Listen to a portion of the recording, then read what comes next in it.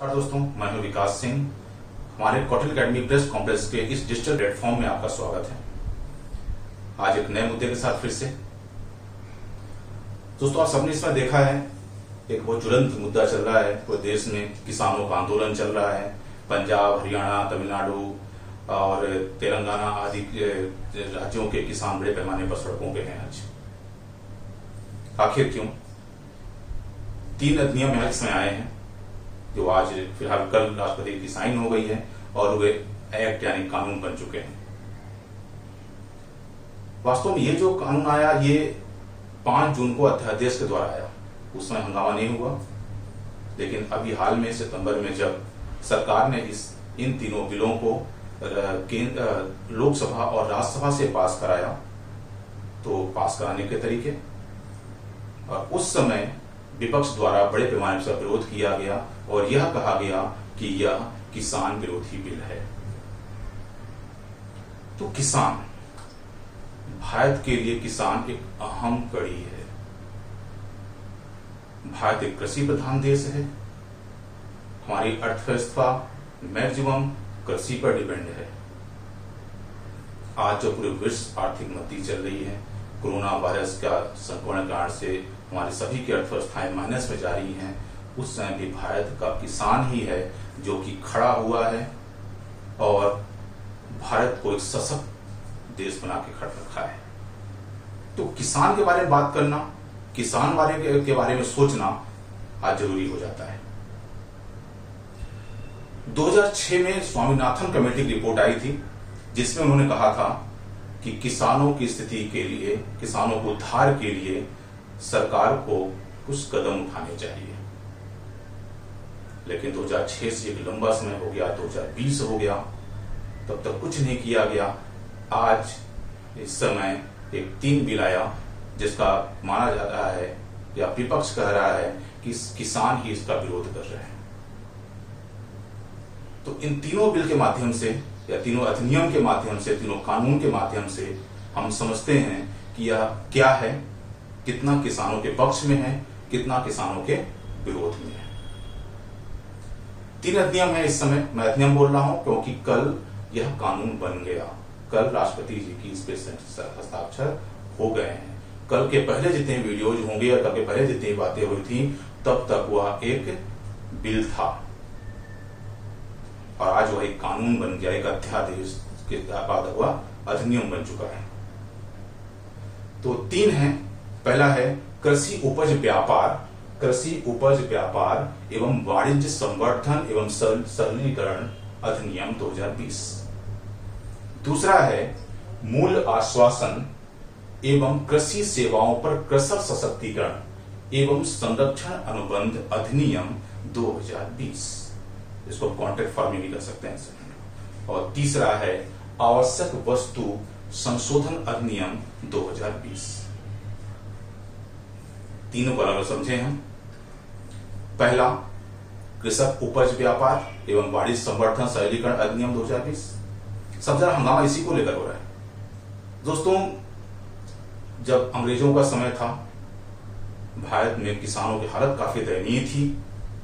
अंग्रेज तरह तरह से नियम बनाकर उनके ऊपर ढेर सारा टैक्स लगाकर, उनके बाद फिर ढेर सारे हमारे देश के साहूकार, जमींदार, उच्च वर्ग, ये सब मिलकर किसानों का विभिन्न तरह से शोषण करते थे। उन्हें ब्याज में पैसे देते थे, उनका ब्याज कभी चुकता नहीं हो पाता था और उनकी उपज का बड़ा हिस्सा या कुछ उपज वो अपने पास ले लेते थे। किसान अनाज बेचने जाता था तो बेचना किसको पड़ता था? उन्हीं साहूकारों, सेठों को, जो उसका औना पौने रेट देते थे या फिर पहले से इतना कर्जा बता रखते थे कि पूरा अनाज उसका रख लेते थे। इन सब चीजों से उद्धार के लिए, किसानों के वेलफेयर के लिए एक अधिनियम लाया गया, उसे हम एपीएमसी कहते हैं, यानी कृषि उपज विपणन समिति की स्थापना की गई, जिसको हम सिंपल तौर पे कहें तो हम कृषि मंडी कहते हैं, जहां पे किसान अपना उपज जाकर अपनी इच्छा से बेच सकता था। कृषि मंडी की स्थापना जो की गई उसका जो एक उद्देश्य था वह था कि एक तरह से मुक्त व्यापार करना, जहां पे किसान अपना सामान लेके जाएगा वहां पे बहुत सारे खरीदार होंगे। सभी खरीदार उस अनाज की अपनी अपनी बोली लगाएंगे। जो सबसे उच्च बोली होगी उस बोली पर किसान अपना अनाज उन्हें बेचेगा। यानी यहाँ पे स्वच्छता किसकी हो गई? किसान की। एपीएमसी कहता है कि स्वच्छता किसकी है? किसान की। स्वतंत्र है किसान कि अपना अनाज किसे बेचे। जो सबसे अधिक मूल्य देगा उसे किसान बेचेगा। लेकिन हुआ इसका उल्टा। इन मंडियों में आड़तिया, जिसको हम कई नाम जाना जाता है, आड़तिया, दलाल बैठते हैं, जो कि बिचौलिए, बिचौलिया भी कहा जाता है, बिचौलिए का काम करते हैं, एक मध्यस्थता का काम करते हैं। मध्य किसका? किसान से अनाज खरीदते हैं और ये हमारे FCI, food corporation of India यानी गवर्नमेंट को, या फिर अन्य कंपनियों को। कंपनियां कौन? जो बिस्किट बनाती है, ब्रिटानिया, पार्ले जैसे बिस्किट कंपनियां, जो विभिन्न एग्रो प्रोडक्ट बनाती हैं, जैसे आटा इंडस्ट्री वाली, जो दाल पैकेजिंग का काम करके बेचते हुए, जो इंडिया गेट जैसे बासमती राइस पैकेट करके सप्लाई करते हैं, ऐसी विभिन्न एग्रो कंपनियां आती हैं और उन बिचौलियों से अनाज खरीद कर ले जाती हैं। तो बिचौलिए क्यों हो गए? क्योंकि किसान और कंपनी, किसान और सरकार के बीच की एक कड़ी हो गए।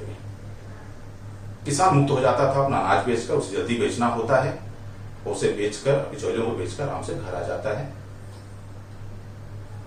स्थापना अच्छे के लिए हुई थी, लेकिन हाँ समस्या ये खड़ी हो गई कि ये मंडियां कि राज्य सरकार के अंडर में आती थी और विभिन्न राज्य सरकारों ने अपने अपने स्तर पर इन मंडियों में ढेर सारे टैक्स लगाए। दोस्तों, कोई भी टैक्स लगाया जाता है, जिसे हम इनडायरेक्ट टैक्स कहते हैं, वो अंत में भरना उपभोक्ता को ही पड़ता है। तो इसे भरना अंत में किसान को ही था। तो मंडियों में 1% से लेकर 8.5% तक मंडी टैक्स लगाया गया। अलग अलग राज्यों में अलग टैक्स है। सर्वाधिक टैक्स इसमें अभी पंजाब और हरियाणा में लगता है, जो लगभग 6% से 8% के बीच है। और पंजाब, इस साल की बात करें अगर, तो अकेला पंजाब राज्य लगभग सिर्फ इस मंडी टैक्स से ही 1700 करोड़ रुपए कमाया। उसके अलावा 3 से 4% जितना अनाज आप बेच रहे हो, जितने मूल्य का, उसका 3 से 4% आड़तिया टैक्स यानी बिचौलिया टैक्स लगता है। तो उनका बड़ा हिस्सा, अगर 6% और मान लीजिए 6% अगर गवर्नमेंट टैक्स भर दिया, मंडी टैक्स भर दिया और 4% आड़तिया टैक्स भर दिया, तो उनके अनाज का जितना बेचा उसका 10% तो निकल गया। फिर भी यहां तक भी ठीक है। समस्या इसके और आगे शुरू होती है कि एक किसान अनाज बेचने जाता है और बिचौलिया कोशिश करता है कि यहाँ पे सभी आड़तिया मिलकर बोली लगाएंगे, अलग अलग बोली लगेगी और हमारे अनाज का अच्छा मूल्य मिलेगा।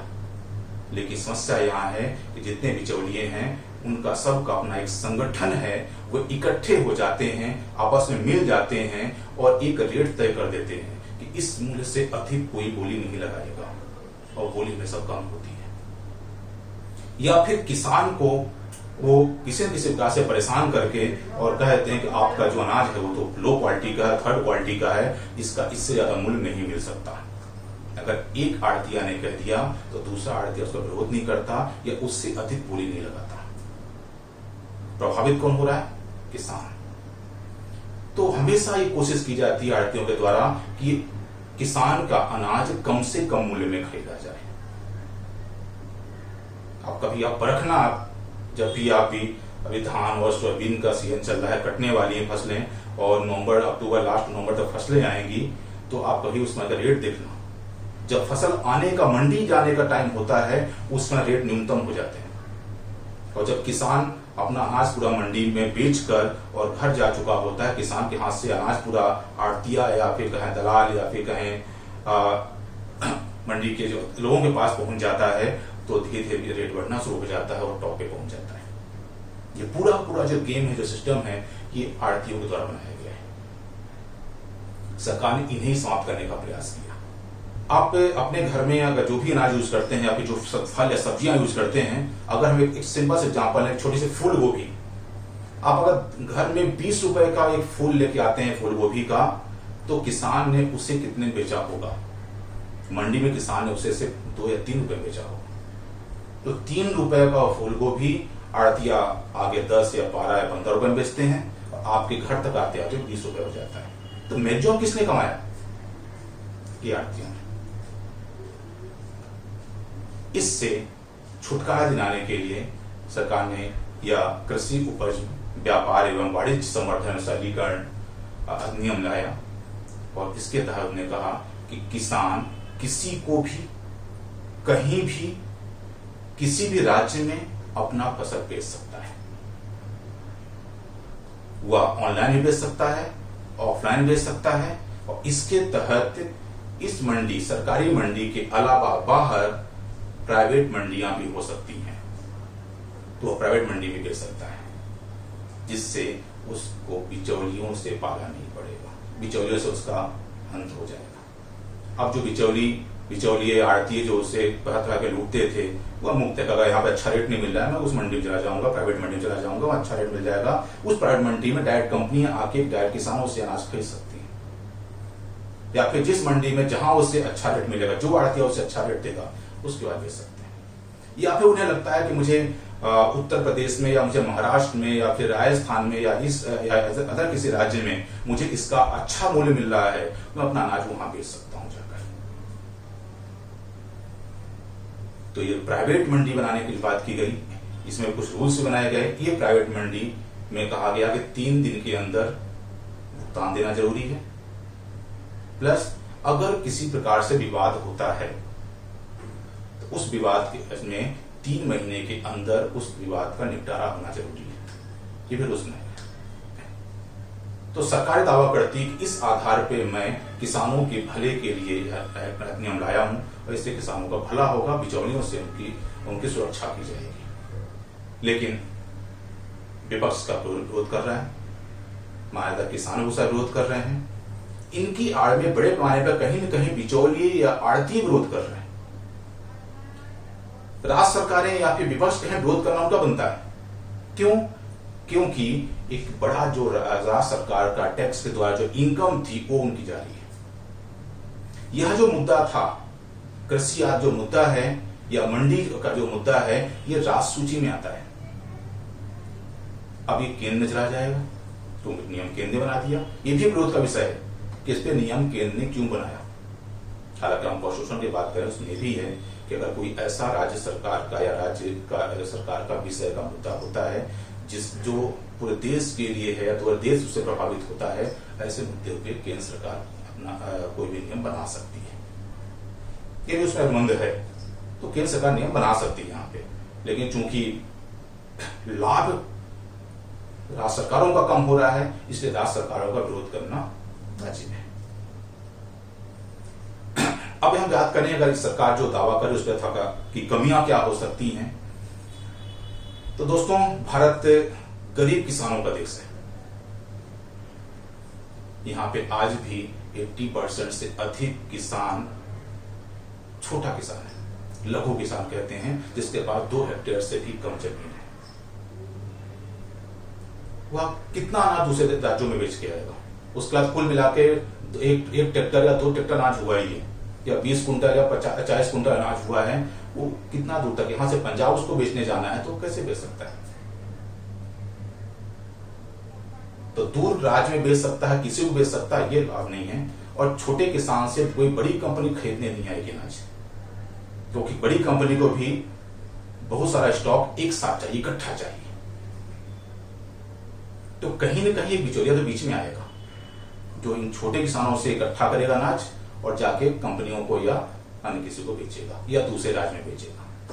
हाँ, इसके लिए सरकार को सिस्टम ऐसा बनाना चाहिए कि छोटे किसानों का भी अनाज दूसरे राज्यों में बिक सके, छोटे किसानों का भी भला हो सके।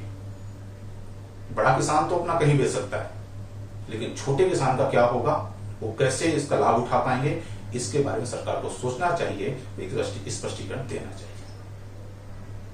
हालांकि ये जो कोई नीतियां हैं कहीं न कहीं उदारवाद की ओर जा रही हैं।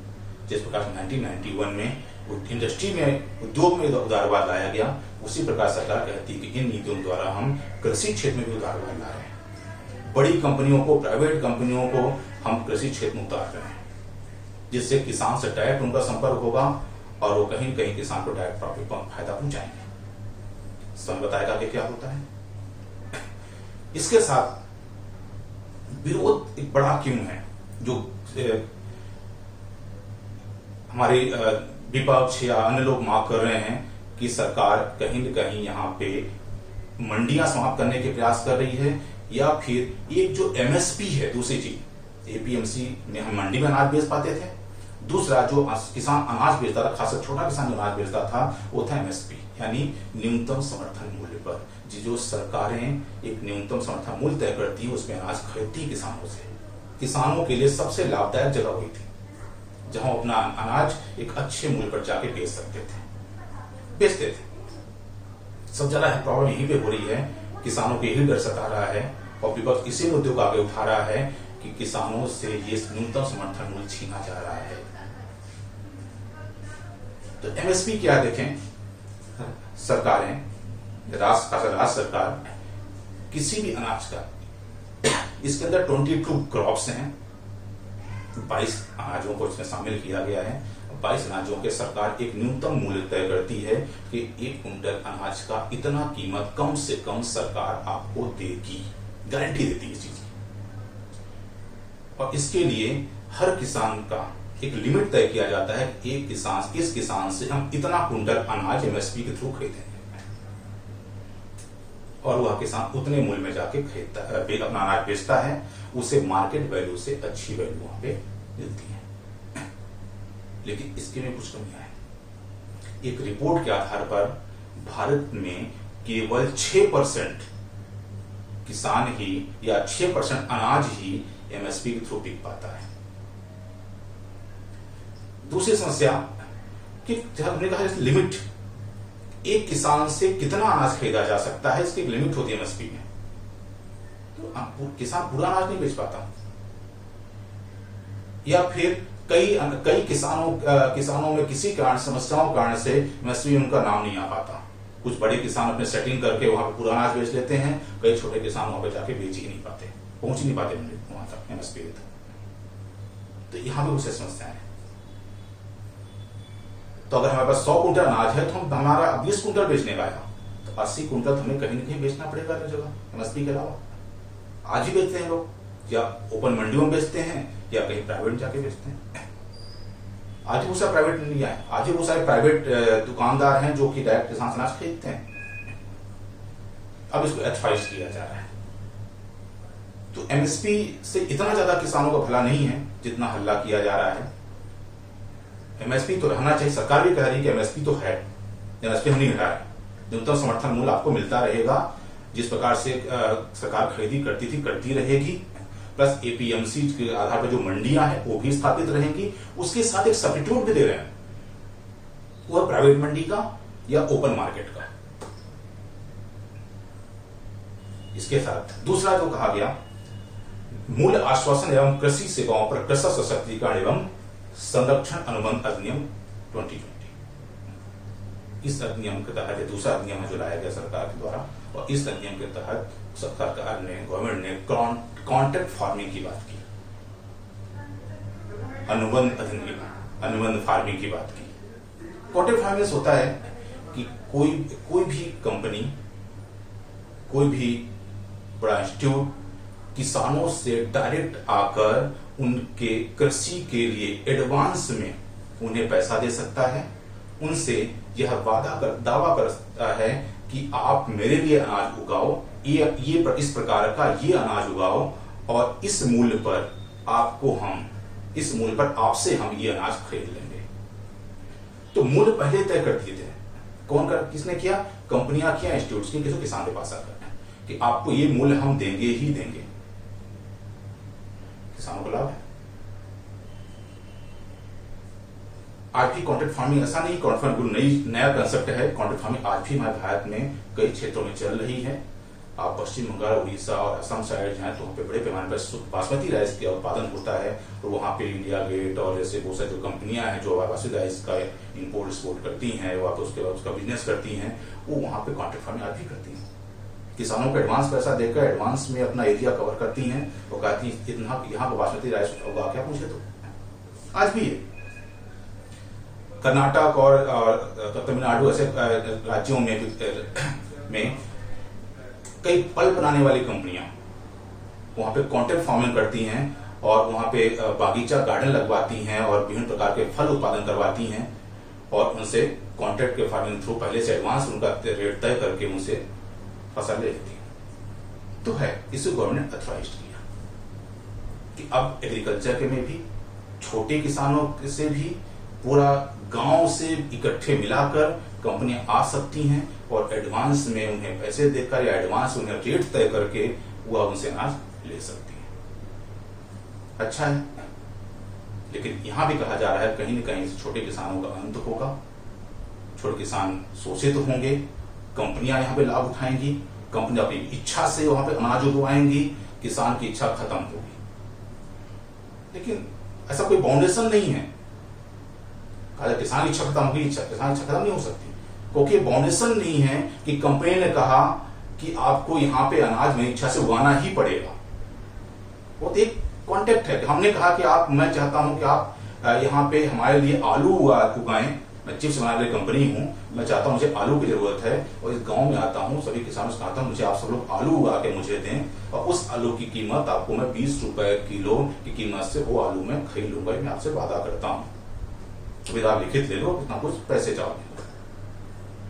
कोई किसान अगर उनके लिए उगाना चाहता तो ठीक है, नहीं उगाना चाहता तो मना कर सकता है, कोई बाउंडेशन नहीं है। तो यहाँ पे किसानों को शोषण नहीं, उचित नहीं है। यहाँ पे बिल्कुल किसान स्वतंत्र है और यहाँ पे निश्चित है किसानों को फायदा होगा। लेकिन यहाँ भी बात आती है कि बड़े किसानों को ज्यादा, छोटे किसानों का कैसे होगा, कंपनियों से कैसे मिल पाएंगी, थोड़ा सा संशय। बाकी फायदा है श्योर। तीसरा अधिनियम आता है आवश्यक वस्तु संशोधन अधिनियम 2020। यह स्थान लेगा आवश्यक वस्तु अधिनियम 1955 का। दोस्तों 1955 में अधिनियम आया, उसके तहत सरकार ने भारत में आवश्यक वस्तुएं हैं, गेहूं, चावल, आलू, प्याज, ऐसी चीजों को उन्होंने स्टॉक करने से मना करवाया। ये बाउंडेशन लगाया, इन वस्तुओं का कोई भी स्टॉक नहीं कर सकता, बड़े पैमाने पे इकट्ठा करके नहीं रख सकता। उसे आज ओपन कर दिया गया कि कोई भी इसका स्टॉक कर सकता है। यहाँ पे मुझे थोड़ा सा यहाँ पे समस्या लगती है यहाँ पे कि अगर इसका बड़े पैमाने पर कंपनियों के द्वारा, लोगों के द्वारा स्टॉक किया जाने लगा तो कहीं न कहीं मूल्य वृद्धि, काला बाजारी का बोलबाला हो जाएगा। अब जब भी कोई समस्या आती है, किसी वस्तु का मूल्य बहुत तेज बढ़ता है, देखा होगा आपने कि सरकारें लगातार या FCI लगातार छापेमारी करती है और जगह जगह से काला बाजारी किए हुए अनाजों को बाहर निकालती है, प्याज को बाहर निकालती है। हर दिन प्याज ने आंसू निकाले हैं आप सभी के, प्याज और टमाटर अक्सर आंसू निकालता है। तो इसकी कालाबाजारी बड़े पैमाने पर होती है और उसे निकाला जाता है। अभी सरकार ने हाल में प्याज का एक्सपोर्ट रोक दिया है कि कोई प्याज बाहर नहीं जाएगी। तो ये गवर्नमेंट रूल्स हैं रेट को ना बढ़ने देने का, तो आपने खुला छूट दे दी कालाबाजारी करने के लिए। सरकार ने यहाँ पे कहा, जो अपना पक्ष रखा सरकार ने, उन्होंने कहा कि इसके आधार पर किसान अपना अनाज अपने पास स्टॉक कर सकते हैं और जब उन्हें अच्छा मूल्य मिलेगा तब बेच सकते हैं। जो कंपनियां जो किसानों से अनाज खरीद रही हैं वो उनसे अनाज खरीद के स्टॉक कर सकती हैं और अच्छा मूल्य मिलने पर बेच सकती हैं। इससे फायदा किसानों को और उनके लिए कार्य करने वाली कंपनियों को होगा। लेकिन दोस्तों, हमारा कितने % किसान अनाज को स्टॉक करता है या फिर उसके पास बेसिक स्टॉक करने की बेसिक जरूरत सामान है या ज्यादा है? आज हमारा किसान ज्यादातर जो वाणिज्यिक व्यापार करता है या वाणिज्यिक कृषि करता है वह ज्यादातर कर्जे में डूबा होता है। उसे बहुत जल्दी अपनी फसल को बेचकर और पैसा लाने की जल्दी होती है कि आज उत्पादन हुआ, मैं जल्दी बेचूं, पैसा आए तो मैं कर्ज भी पटाऊं, अगली फसल की तैयारी करूं, उसके लिए मुझे खाद देना है, उसके लिए बीज लेना है, उसके लिए विभिन्न कीटनाशक लेना है, तैयारी करूं, प्लस मैं अपने घर के लिए जो बहुत सारे हमारे काम रुके हुए तो उनके लिए पैसे दूं। रोकने की बात नहीं करता,